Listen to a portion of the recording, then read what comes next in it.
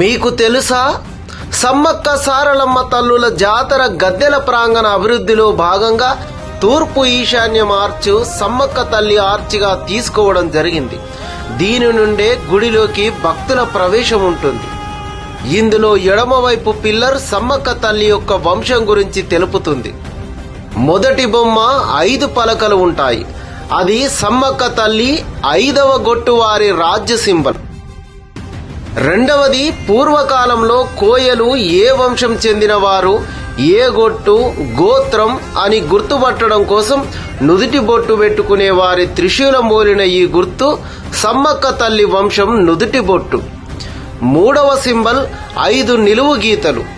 సమ్మక్క తల్లి 5వ గొట్టు వంశమని తెలుపుతుంది. 4వ సింబల్ నక్షత్రం గుర్తు.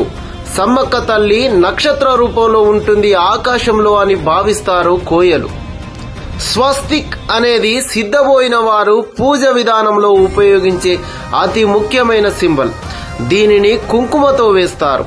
దాని అర్థం భూమి తన చుట్టూ తాను కుడి నుండి ఎడమకు తిరుగుతుంది. 9 గ్రహాలు కూడా కుడి నుండి ఎడమకు తిరుగుతాయి. సముద్రంలో గాని నీటిలో గాని సుడిగుండం కుడి నుండి ఎడమకు తిరుగుతుంది. సుడిగాలి కుడి నుండి ఎడమకు తిరుగుతుంది. వృక్షాల తీగలు కుడి నుండి ఎడమకు తిరుగుతాయి. ఇలా ప్రకృతి సిద్ధాంతంలో ప్రతి కదలిక కుడి నుండి ఎడమకు ఉంటుంది. కాబట్టి ప్రకృతిని దైవంగా ఆరాధించే సింబల్గా స్వస్తిక్ని దైవంగా కొలుస్తారు. ఇది బయటి సమాజం ఎడమ నుండి కుడికి వాడే సాధారణ స్వస్తిక్ కాదు.